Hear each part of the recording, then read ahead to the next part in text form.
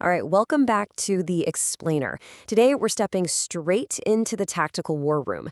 I am fully channeling my inner Armchair Galáctico, the guy whose greatest athletic achievement is pulling a hamstring while reaching for the remote. But hey, I'm here to bring you the absolute, definitive, unvarnished breakdown of the 2026 World Cup's Group C. We're talking massive egos, fatal flaws, and tactical chess matches that are literally going to dictate the whole tournament. So let's just dive right into it. Group C is not just some random collection of 4 teams. Seriously, look at this. This group officially holds the title for the most individual storylines per square meter.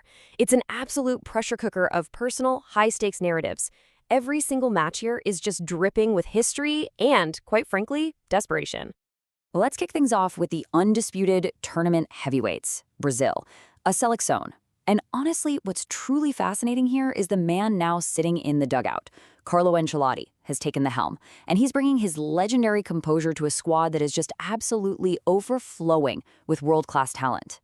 But before we get to all that talent, let's just let this number hang in the air for a second. 24. Since 2002, Brazil hasn't touched the World Cup. At this point, it's not just a drought. It is a full-blown 24-year national emergency. The pressure on these guys is astronomical. So how do they actually fix it? Well, the blueprint is genuinely terrifying for the rest of the world. First off, you have Ancelotti's unparalleled tactical intelligence steering the ship.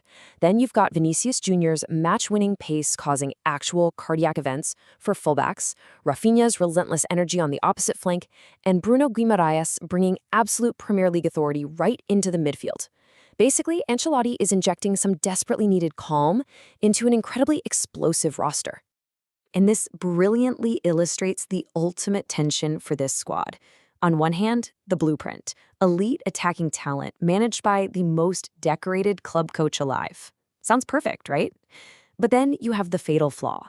That 24-year national emergency brings this deeply ingrained inability to just have a quiet, non-operatic tournament. With Brazil, every single touch is scrutinized. Every minor mistake turns into a national operatic crisis. Which brings us to the absolute most operatic element of them all, 34. That is Neymar's age. He's returning from a massive injury absence to make one final, desperate attempt at literally the only major trophy missing from his resume. He is the ultimate wildcard hovering over this entire group. The harsh reality laid out here is brutal. Neymar's World Cup will be defined by one game, not 3. A deeply human reminder that time does not pause for talent. Look, it's a scorched earth hot take, I know, but the reality is his fitness will probably force some really cautious management. He'll likely just feature as a sub. But make no mistake, even if his body completely fails him, watching him try to bend this tournament to his will one last time, that is an absolute privilege. All right, moving from South American flair, we cross over to North Africa, Morocco. The Atlas Lions, the absolute darlings of the 2022 World Cup, are back. And yeah, they're riding a massive wave of momentum into this tournament. But behind the scenes, they are hiding a massive structural secret. On paper, this core is absolutely incredible. Captain Achraf Hakimi is a literal tactical cheat code out there, attacking like a winger and defending like a center back. You've got Brahim Diaz coming off a historic red-hot AFCON run where he scored in every single group game. Ayoub Elkabay's predatory finishing inside the box, and Sofiane Amrabat's absolute tenacity shielding the defense.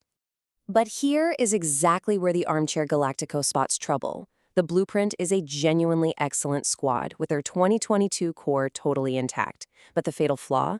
The architect of that magical 2022 run, Walid Regragui, abruptly resigned in March. So they handed the keys to Mohamed Waghi, who did lead the under-20s to glory, sure, but handing a major tournament campaign to a youth coach at the very last second, that is incredibly dangerous. It really boils down to this undeniable tactical truth. Even if every player is individually at peak quality, the collective identity takes time to build. You just cannot instantly replicate years of deep, trusted chemistry under the extreme pressure of a World Cup. The players know each other, sure, but do they trust a brand new manager when the lights are at their absolute brightest? It is a genuine, massive risk. Now, let's look at the passionate underdogs stepping straight into this buzzsaw. Scotland, the Tartan Army. Steve Clark has built a squad that genuinely matches the immense passion of their famously vocal supporters. Honestly, you almost have to feel a bit of affectionate pity for what they're walking into here. The blueprint here is all about grit, heart, and a touch of absolute magic. I mean, Scott McTominay has been entirely reborn at Napoli. He's literally arriving as the Serie A Player of the Year. Pair that with Captain Andy Robertson's unquestionable quality on the flank and John McGinn's super experienced midfield engine, and you've got a relentless fighting spirit perfectly designed to make life absolutely miserable for technically superior teams. Yet, we gotta look at the cold hard facts. The blueprint, a reborn squad capable of making opponents incredibly uncomfortable.